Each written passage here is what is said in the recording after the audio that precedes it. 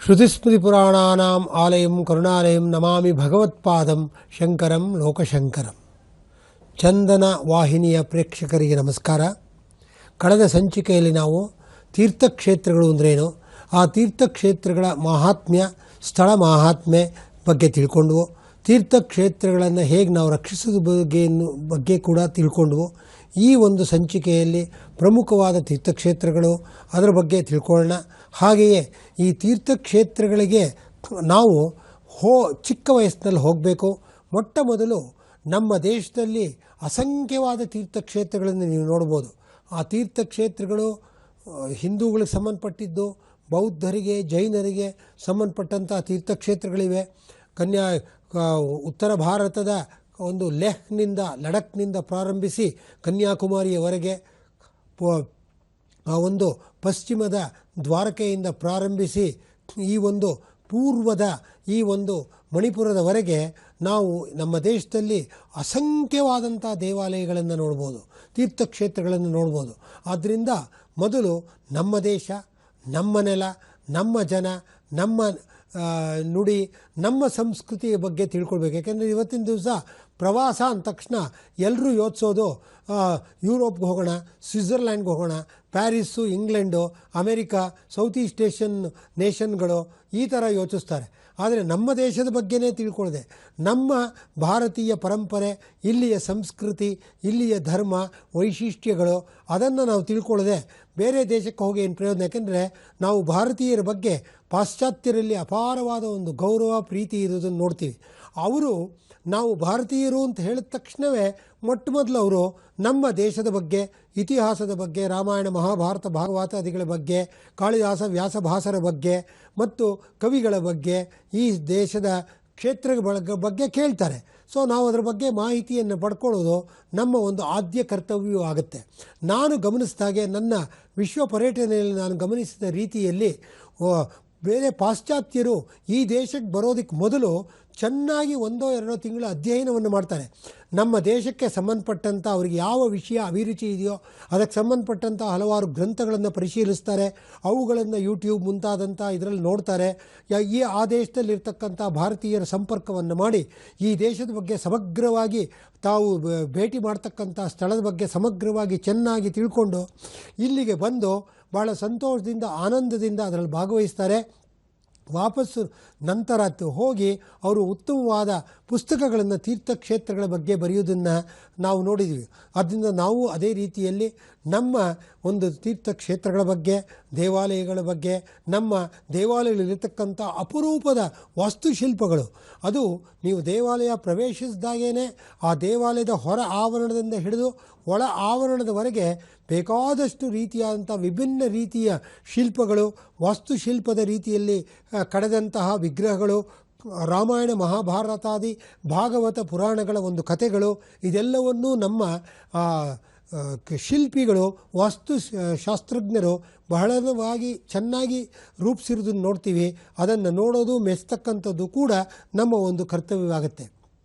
ಆ ಕಾರಣದಿಂದ ಈ ದೃಷ್ಟಿಯಿಂದ ತಾವೆಲ್ಲರೂ ಪ್ರವಾಸವನ್ನು ಕೈಗೊಳ್ಳಬೇಕು. ಅದು ಆನಂದದಾಯಕವಾಗಿರಬೇಕು ಅಂತ ನಮ್ಮಲ್ಲಿ ಈ ಒಂದು ಕಾಶಿ ಖಂಡದಲ್ಲಿ ಬ್ರಹ್ಮವೈವರ್ತ ಪುರಾಣದಲ್ಲಿ, ಸ್ಕಾಂದ ಪುರಾಣ ಮುಂತಾದರಲ್ಲಿ 12 ಜ್ಯೋತಿರ್ಲಿಂಗಗಳ ಬಗ್ಗೆ ಹೇಳ್ತಾರೆ. ಸೌರಾಷ್ಟ್ರೇ ಸೋಮನಾಥಂಚ ಶ್ರೀಶೈಲೇ ಮಲ್ಲಿಕಾರ್ಜುನಂ ಉಜ್ಜಯಿನ್ಯಾಂ ಮಹಾಕಾಲಂ ಓಂಕಾರಂ ಅಮಲೇಶ್ವರಂ ಪರಲ್ಯಾಂ ವೈದ್ಯನಾಥಂಚ ಡಾಕಿನ್ಯಾಂ ಭೀಮಶಂಕರಂ ಸೇತುಬಂಧೇತು ರಾಮೇಶಂ ನಾಗೇಶಂ ದಾರುಕಾವನೆ ವಾರಣಾಸ್ಯಂತು ವಿಶ್ವೇಶಂ ತ್ರ್ಯಂಬಕಂ ಗೌತಮೀತಟೆ ಹಿಮಾಲಯೇತು ಕೇದಾರಂ ಗೃಷ್ಣೇಶಂ ಚ ಶಿವಾಲಯೇ ಏತಾನಿ ಜ್ಯೋತಿರ್ಲಿಂಗಾನಿ ಸಾಯಂ ಪ್ರಾತಃ ಪಠೇನ್ನರಃ ಸಪ್ತ ಜನ್ಮ ಕೃತಂ ಪಾಪಂ ಸ್ಮರಣೇನ ವಿನಶ್ಯತಿ ಅಂತ. 12 ಜ್ಯೋತಿರ್ಲಿಂಗಗಳು ಇಡೀ ಅವು ನಮ್ಮ ದೇಶವನ್ನು ಅವು ಸಂಪೂರ್ಣವಾಗಿ ಆವರಿಸಿವೆ. ಆ 12 ಜ್ಯೋತಿರ್ಲಿಂಗಗಳಲ್ಲಿ ಜೊತೆಗೆ ಚತುರ್ಧಾಮ್ ಯಾತ್ರಾ ಅಂತ ಹೇಳಿ ಗಂಗೋತ್ರಿ, ಯಮುನೋತ್ರಿ, ಕೇದಾರನಾಥ, ಬದ್ರಿನಾಥ, ಇದಕ್ಕೆ ಅವರು ಛೋಟಾ ಚಾರ್ಧಾಮ್ ಅಂತ ಉತ್ತರ ಭಾರತದವ್ರು ಕರೀತಾರೆ. ಬೃಹತ್ ಚಾರ್ಧಾಮ್ ಅನ್ನತಕ್ಕಂಥದ್ದು ಬದರಿ, ಕೇದಾರ, ದ್ವಾರಕ ಮತ್ತು ಪುರಿ, ಇದ್ರ ಜೊತೆಗೆ ರಾಮೇಶ್ವರವನ್ನು ನಾವು ಸೇರಿಸ್ಕೊಂಡು ಇಡೀ ದೇಶದ ಏಕತೆಗೆ, ಅಖಂಡತೆಗೆ, ಸಮಗ್ರತೆಗೆ ಈ ದೇವಾಲಯಗಳು ಕಾರಣ ಆಗುತ್ತೆ. ಹೀಗೆ ಇಡೀ ಭಾರತದಲ್ಲಿರ್ತಕ್ಕಂಥ ಈ ಒಂದು ನಾವು 12 ತೀರ್ಥಕ್ಷೇತ್ರಗಳು, 52 ಶಕ್ತಿಪೀಠಗಳು, ಹಲವಾರು ನಾರಾಯಣ ಕ್ಷೇತ್ರಗಳು ಎಲ್ಲವನ್ನೂ ನೋಡಿದಾಗ, ಶೈವ ಕ್ಷೇತ್ರಗಳು ಎಲ್ಲವನ್ನೂ ನೋಡಿದಾಗ ನಾವು ಇಡೀ ಭಾರತ ಒಂದು. ಈ ಪುರಾಣಗಳಲ್ಲಿ ವಿವರಿಸಿರ್ತಕ್ಕಂಥ ವಿಭಿನ್ನ ದೇವತೆಗಳೆಲ್ಲವೂ ಕೂಡ ಏಕಾತ್ಮ ಭಾವತೆಯ ಒಂದೇ ಸ್ವರೂಪ, ಪರಮಾತ್ಮನ ಏಕ ಅಂಶ, ಪರಬ್ರಹ್ಮನ ಸ್ವರೂಪ ಅನ್ನತಕ್ಕಂಥದ್ದು. ಆ ಪರಬ್ರಹ್ಮ ನಮ್ಮ ಹೃದಯದಲ್ಲಿ ಅಡಗಿದ್ದಾನೆ ಅನ್ನೋದು ಕೂಡ ನಮಗೆ ಅರ್ಥವಾಗತ್ತೆ. ಆ ದೃಷ್ಟಿಯಿಂದಲೂ ಈ ಆಧ್ಯಾತ್ಮಿಕ ಹಿನ್ನೆಲೆಯಿಂದಲೂ ಕೂಡ ನಾವು ಈ ಪ್ರವಾಸವನ್ನು ಕೈಗೊಳ್ಳೋದು ಸೂಕ್ತವಾದದ್ದು. ಅದಕ್ಕೋಸ್ಕರ ತಯಾರಿಯನ್ನು ಚೆನ್ನಾಗಿ ಮಾಡ್ಕೋಬೇಕಾಗಿದೆ. ಎಲ್ಲ ಸಿದ್ಧತೆಗಳನ್ನು ಮಾಡ್ಕೋಬೇಕು. ಅದು ಚೆನ್ನಾಗಿ ಸಂತೋಷವಾಗಿರಬೇಕು. ಅದರ ಮೂಲಕ ಆ ಪ್ರವಾಸವನ್ನು ನೀವು ನಂತರದಲ್ಲಿ ಆ ಬಂಧು ಭಗಿನಿಯರೊಂದಿಗೆ, ಇಷ್ಟ ಮಿತ್ರರೊಂದಿಗೆ ಚೆನ್ನಾಗಿ ಸೊಗಸಾಗಿ ಹಂಚ್ಕೊಳ್ಬೋದು. ಆ ಕಾರಣದಿಂದ ಹಲವಾರು ತೀರ್ಥಕ್ಷೇತ್ರಗಳಲ್ಲಿ ನಾವು ಇವತ್ತಿನ ದಿವಸ ಕೇವಲ ಬೇರೆ ರೀತಿಯಾದಂಥ ಜನನಿಬಿಡವನ್ನು ನಾವು ನೋಡ್ತಾ ಇದ್ದೀವಿ. ಕೇವಲ ಫ್ಯಾಷನ್ಗೋಸ್ಕರ, ರೀಲ್ಸ್ಗೋಸ್ಕರ ಅಥವಾ ಇನ್ಯಾವುದಕ್ಕೋಸ್ಕರ ಬರ್ತಾ ಇದ್ದಾರೆ. ಅದಲ್ಲ, ಮೂಲಭೂತ ಉದ್ದೇಶ ಧನ್ಯತೆ ಮತ್ತು ಆ ಒಂದು ಸ್ಥಳ ಮಹಿಮೆಯನ್ನು ಅರ್ಥ ಮಾಡ್ಕೊಳ್ತಕ್ಕಂಥದ್ದು, ಆಧ್ಯಾತ್ಮಿಕ ಹಿನ್ನೆಲೆಯನ್ನು ಹೊಂದಿ ಧನ್ಯತೆಯ ಭಾವವನ್ನು ಹೊಂದತಕ್ಕಂಥದ್ದು. ಆ ದೃಷ್ಟಿಯಿಂದ ನಾವು ತೀರ್ಥಕ್ಷೇತ್ರಗಳಿಗೆ ಹೋಗಬೇಕಾಗಿದೆ. ಅದನ್ನು ನಾವು ಹೋದಾಗ ನಮಗೆ ನಮ್ಮ ಗುರು ಹಿರಿಯರಿಗೆ ಅಲ್ಲಿ ನಾವು ಗೌರವವನ್ನು ಸಲ್ಲಿಸಿ ಮತ್ತು ಸಾಧು ಸಂತರನ್ನು ಭೇಟಿ ಮಾಡಿ ಅದರೊಂದಿಗೆ ನಮ್ಮ ಕೈಲಾದಂತಹ ಕಷ್ಟಪಟ್ಟು ನಾವು ಆರ್ಜಿಸಿದಂತಹ ಹಣವನ್ನು ಬೇರೆಯವರಿಗೆ ನೀಡ್ತಕ್ಕಂಥದ್ದು.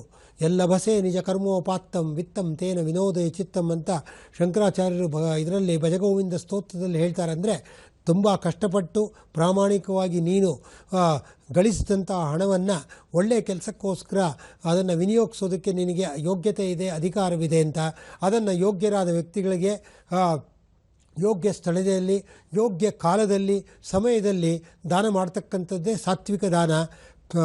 ದೇಶೇ ಕಾಲೇ ಚ ಪಾತ್ರೇ ಚ ತದ್ದಾನಂ ಸಾತ್ವಿಕಂ ಮತಂ ಅಂತ ಹೇಳಿ ಕೃಷ್ಣ ಭಗವತ್ ರೀತಿ ದಾನವನ್ನು ಮಾಡೋದ್ರ ಮೂಲಕ ನಮ್ಮ ಮನಸ್ಸು ಹಿರಿದಾಗತ್ತೆ.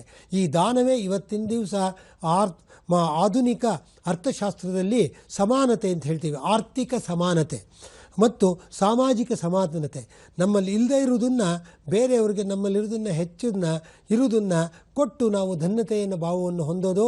ಅಲ್ಲಿ ಅಹಂಕಾರವಿರಬಾರ್ದು, ನಮ್ರತೆ ಇರಬೇಕು, ವಿನಮ್ರತೆ ಇರಬೇಕು. ಅದಕ್ಕೋಸ್ಕರವೇ ಒಂದು ಶ್ಲೋಕ ಇದೆ, ಶತೇಷು ಜಾಯತೆ ಶೂರಃ ಸಹಸ್ರೇಷು ಚ ಪಂಡಿತಃ ವಾಗ್ಮಿ ಶತಸಹಸ್ರೇಷು ದಾತಾ ಭವತಿ ವಾ ನವ ಅಂತ. ಅಂದರೆ 100 ಜನರಲ್ಲಿ ಒಬ್ಬ ವೀರನನ್ನು ನೋಡ್ಬೋದು, 1000 ಜನರಲ್ಲಿ ಒಬ್ಬ ಪಂಡಿತನನ್ನು ನೋಡ್ಬೋದು, 10,000 ಜನರಲ್ಲಿ ಒಬ್ಬ ವಾಗ್ಮಿಯನ್ನು ನೋಡ್ಬೋದು.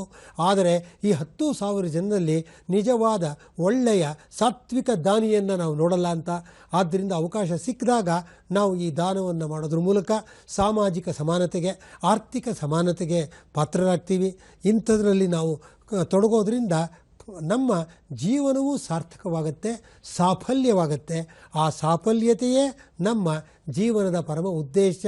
ಅದನ್ನು ನಾವು ಇಲ್ಲಿಯೇ ಪಡಿಬೋದು. ಅದು ಮೋಕ್ಷಕ್ಕೆ ಸಾಧಕವಾಗತ್ತೆ. ಶಂಕರಾಚಾರ್ಯರು ತಮ್ಮ ಇದರೊಳಗೆ ಹೇಳಿದ ಹಾಗೆ ಜೀವನ್ಮುಕ್ತಿ ವಿವೇಕದಲ್ಲಿ ತಿಳಿಸಿದಾಗೆ ಏನು ಅಂದರೆ ನಾವು ಇಲ್ಲಿದ್ದೇ ಜೀವನ್ ಮುಕ್ತರಾಗಿ ರಾಮಾಯಣ ಇದರಲ್ಲಿ ತಿಳಿಸಿದಾಗೆ ಭಗವದ್ಗೀತೆಯಲ್ಲಿ ತಿಳಿಸಿದಂಥ ಪದ್ಮಪತ್ರ ಮಿವಾಂಬಸ ಅಂತ, ಅಂದರೆ ಕಮಲದ ಎಲೆಯ ಮೇಲೆ ಇರತಕ್ಕಂತಹ ಒಂದು ನೀರಿನಂತೆ ಅಂಟುಕೊಳ್ಳದೆ ಅದರಲ್ಲಿ ಜೀವನದಲ್ಲಿ ಸಂಸಾರವನ್ನು ನಡೆಸ್ತಾ ಧನ್ಯತೆಯ ಭಾವವನ್ನು ಹೊಂದ್ಬೋದು. ಅದಕ್ಕೆ ಸಂಬಂಧಪಟ್ಟಂತಹ 4 ಯೋಗಗಳನ್ನು ಕುರಿತು ನಮ್ಮ ಈ ಪುರಾಣಗಳಲ್ಲಿ ವಿಸ್ತಾರವಾಗಿ ಹೇಳಿದ್ದಾರೆ. ಜ್ಞಾನಯೋಗ ಅಥವಾ ಜ್ಞಾನಯೋಗ, ಜ್ಞಾನ ಮಾರ್ಗದಲ್ಲಿ ಹೋಗ್ತಕ್ಕಂಥ ಜ್ಞಾನ ಮಾರ್ಗ, ಇಲ್ಲ ನಮ್ಮ ಕರ್ತವ್ಯವನ್ನು ನಿರ್ವಂಚನೆಯಿಂದ ಪ್ರಾಮಾಣಿಕವಾಗಿ ಚೆನ್ನಾಗಿ ಮಾಡ್ತಕ್ಕಂಥ ಕರ್ಮಯೋಗ, ಅಥವಾ ಭಗವಂತ ನೀನೇ ಶ್ರೇಷ್ಠ, ನಿನಗಿಂತ ಶ್ರೇಷ್ಠ ಒಂದು ಪರಮ ಸತ್ಯ ಇನ್ಯಾವುದೂ ಇಲ್ಲ ಅಂತ ಹೇಳಿ ಒಂದು ರೀತಿಯಾದಂಥ ಭಕ್ತಿ ಭಾವದಿಂದ ಮಾಡ್ತಕ್ಕಂಥ ಭಕ್ತಿ ಯೋಗ, ಕೊನೆಗೆ ನಾವು ಅಷ್ಟಾಂಗ ಯೋಗದ ಮೂಲಕ ಮಾಡ್ತಕ್ಕಂತಹ ಒಂದು ರಾಜಯೋಗ. ಈ 4 ಯೋಗಗಳ ಮಾಹಿತಿಯನ್ನು ಕೂಡ ನಾವು ಈ ಪುರಾಣಗಳಲ್ಲಿ ನೋಡ್ತೀವಿ. ಇವತ್ತಿನ ದಿವಸ ಜನರೆಲ್ಲರೂ ಪಾದಯಾತ್ರೆಯನ್ನು ಕೈಗೊಳ್ತಾ ಇದ್ದಾರೆ. ಆದರೆ 1200 ವರ್ಷಗಳ ಹಿಂದೆ ಆದಿಶಂಕರಾಚಾರ್ಯರು ಕೇರಳದ ಕಾಲಟಿಯಿಂದ ಉತ್ತರ ಭಾರತದ ಒಂದು ಬದ್ರಿನಾಥ್ವರೆಗೆ ಅವರು ಕಾಲ್ನಡಿಗೆಯಲ್ಲಿ ಪ್ರವಾಸ ಮಾಡಿದ್ರು. ಪಶ್ಚಿಮದ ದ್ವಾರಕೆಯಿಂದ ಪೂರ್ವದ ಪುರಿ ಮತ್ತು ಅಸ್ಸಾಂ ಅಥವಾ ಆ ಕಾಲದಲ್ಲಿ ಅದಕ್ಕೆ ಪ್ರಾಗ್ಜ್ಯೋತಿಷಪುರ ಅಂತ ಹೇಳಿ ಅಲ್ಲಿ 4 ಆಮ್ನಾಯ ಪೀಠ ಅಥವಾ ವೇದ ಪೀಠಗಳನ್ನು ಸ್ಥಾಪಿಸಿದ್ರು. ತಮ್ಮ 3 ವರ್ಷಗಳ ಒಂದು ಈ ನಡಿಗೆಯಲ್ಲಿ 3 ಬಾರಿ ದೇಶವನ್ನು ಸಂಚಾರ ಮಾಡಿ ಹಲವಾರು ಸ್ಥಳಗಳಲ್ಲಿ ಶ್ರೀಚಕ್ರ ಯಂತ್ರವನ್ನು ಸ್ಥಾಪನೆ ಮಾಡಿ ಷೋಡಶೋಪಚಾರ ಪೂಜೆಯನ್ನು ಅವರು ಜಾರಿಗೊಳಿಸಿದ್ರು. ಅದರ ಜೊತೆಗೆ ಶ್ರೀಚಕ್ರ ಶ್ರೀವಿದ್ಯಾ ಪೂಜೆಯನ್ನು ಅವರು ಮಾಡಿ ಎಲ್ಲರೂ ಕೂಡ ಲೋಕ ಕಲ್ಯಾಣವನ್ನು ಹೊಂದಲಿ ಅಂತ ಹೇಳಿ ಮಾಡಿದ್ರು. ಆ ದೃಷ್ಟಿಯಿಂದಲೂ ಕೂಡ ನಾವು ಇವತ್ತಿನ ದಿವಸ ಈ ಪಾದಯಾತ್ರೆಗಳನ್ನು ಕೈಗೊಳ್ಳೋದ್ರ ಮೂಲಕ ಮತ್ತು ಈ ತೀರ್ಥಕ್ಷೇತ್ರಗಳಿಗೆಲ್ಲ ಹೋಗೋದ್ರ ಮೂಲಕ ಭಾರತದ ಸಮಗ್ರತೆಯನ್ನು ಏಕತೆಯನ್ನು ಕಾಪಾಡ್ಬೋದು. ಆ ಕಾಲದಲ್ಲಿ ಹೇಗೆ ನಶಿಸ್ತಾ ಇದ್ದಂಥ ಸನಾತನ ಧರ್ಮ, ವೈದಿಕ ಧರ್ಮ ಸಂಪೂರ್ಣವಾಗಿ ನಾಶ ಆಗ್ತಾ ಇದ್ದಾಗ ಶಂಕರಾಚಾರ್ಯರು ಶಂಕರನ ಅವತಾರವೇ ಪುನಃ ಅವರು ಅವತರಿಸಿ ಹೇಗೆ ವೈದಿಕ ಧರ್ಮವನ್ನು, ಸನಾತನ ವೈದಿಕ ಧರ್ಮವನ್ನು ರಕ್ಷಣೆ ಮಾಡಿದ್ರೋ ಆ ರೀತಿಯಲ್ಲಿ ನಾವೆಲ್ಲರೂ ಭಾರತೀಯರಾಗಿ ನಾವು ನಮ್ಮ ಈ ಒಂದು ಧರ್ಮವನ್ನು ರಕ್ಷಣೆ ಮಾಡತಕ್ಕಂಥ ಕಾಲವಿದೆ. ಅದಕ್ಕೆ ಈ ಸ್ಥಳ ಮಹಾತ್ಮೆ, ತೀರ್ಥಕ್ಷೇತ್ರಗಳ ಭೇಟಿ, ಸತ್ಸಂಗ ಮುಂತಾದವು ಎಲ್ಲವೂ ಕೂಡ ಸಹಕಾರಿಯಾಗುತ್ತೆ. ಆ ಒಂದು ಇದರೊಳಗೆ ಮಹದ್ ಯಾತ್ರೆಯಲ್ಲಿ ಎಲ್ಲರೂ ಪಾಲ್ಗೊಳ್ಳೋಣ ಅಂತ ನಾನು ತಿಳಿಸ್ತಾ ಇದ್ದೀನಿ.